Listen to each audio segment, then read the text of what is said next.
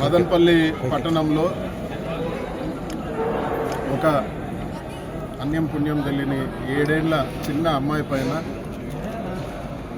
Rape చేసి అతి దారుణంగా చంపేయబడింది. ఇది చాలా ఘోరమైన విషయము. పోలీసులు కానీ అధికార పార్టీ నాయకులు కానీ గంజాయి మత్తులో మద్యం సేవించి చేశారని చెప్పి చెప్తారు.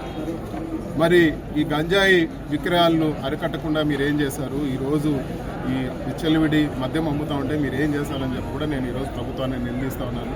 ఈరోజు రాష్ట్ర వ్యాప్తంగా, అన్నమయ్య జిల్లానే కాదు రాష్ట్ర వ్యాప్తంగా ఈరోజు డ్రగ్స్ అనేది పెద్ద సమస్య. ఈరోజు డ్రగ్స్ వలన ఎన్నో రకాల ఇన్సిడెంట్లు జరుగుతూ ఉన్నాయి. కఠినమైన చర్యలు తీసుకోవాలని చెప్పి కూడా మేము కోరుతూ ఉన్నాము.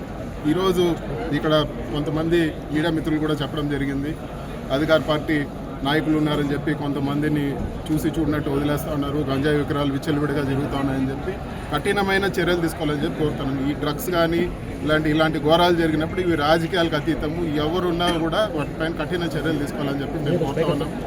అదేవిధంగా ఒక ఘోరమైన ఇన్సిడెంట్ జరిగినప్పుడు పబ్లిక్ అందరూ కూడా పార్టీలకు అతీతంగా ఇటు వైఎస్ఆర్ కాంగ్రెస్ పార్టీ కానీ, బీఎస్పీ కానీ, కమ్యూనిస్ట్ కానీ చాలామంది అధికార పార్టీ వాళ్ళు కూడా ప్రొటెస్ట్ చేయడం జరిగింది. ప్రొటెస్ట్ అనేది ఒక డెమోక్రటిక్ ప్రాసెస్లో భాగం. వాళ్ళ నిరసన తెలియజేసేది ప్రతి ఒక్కరి హక్కు. అది అన్యాయం జరిగినప్పుడు ఖచ్చితంగా ప్రజలు ప్రశ్నిస్తారు. దానిపైన కేసులు పెట్టడం దారుణం అని చెప్పి కూడా నేను పోలీస్ డిపార్ట్మెంట్కి తెలియజేస్తా ఉన్నాను. ఈ కేసులన్నీ కూడా ఈ రాజకీయాలకు సంబంధం లేదు, ఇవన్నీ కూడా ఉపసంహరించాలని చెప్పి కూడా నేను కోరుతా ఉన్నాను. మీరు కేసులు పెట్టాల్సింది గంజాయి అమ్మే వాళ్ళ గురించి, గంజాయి అమ్మే వాళ్ళపైన, డ్రగ్స్ అమ్మే వాళ్ళపైన, విచ్చలవిడిగా మద్యం అమ్మే వాళ్ళపైన మీరు కేసులు పెట్టాలని చెప్పి కూడా నేను డిమాండ్ చేస్తూ ఉన్నాను.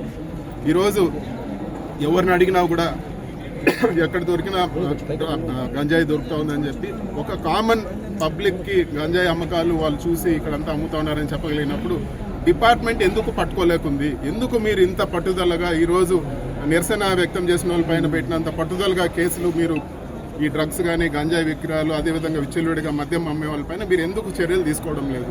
కఠినమైన చర్యలు తీసుకోవాలి. అటు అధికార పక్షంలో సంబంధాలు ఉన్నా కూడా వాళ్ళందరినీ కూడా లోపలేయాలని చెప్పి మేము ఖచ్చితంగా డిమాండ్ చేస్తూ ఉన్నాము.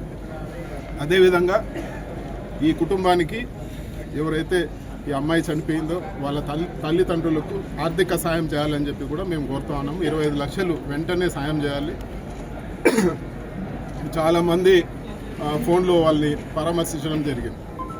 ఇవన్నీ పరామర్శలు చేసినా కూడా ఆర్థిక సాయం 25 లక్షలు ఖచ్చితంగా చేయాలని చెప్పి మేము డిమాండ్ చేస్తున్నాం. తక్షణమే చేయాలా. అదేవిధంగా మదనపల్లి వైఎస్ఆర్ కాంగ్రెస్ పార్టీ తరఫున అటు తిప్పారెడ్డి గారు కానీ, నిసార్ అహ్మద్ గారు కానీ బాలిక తల్లిదండ్రులు కలిసి ఆర్థిక సాయం చేసేదానికి కూడా మేము ఒక నిర్ణయం తీసుకున్నాము.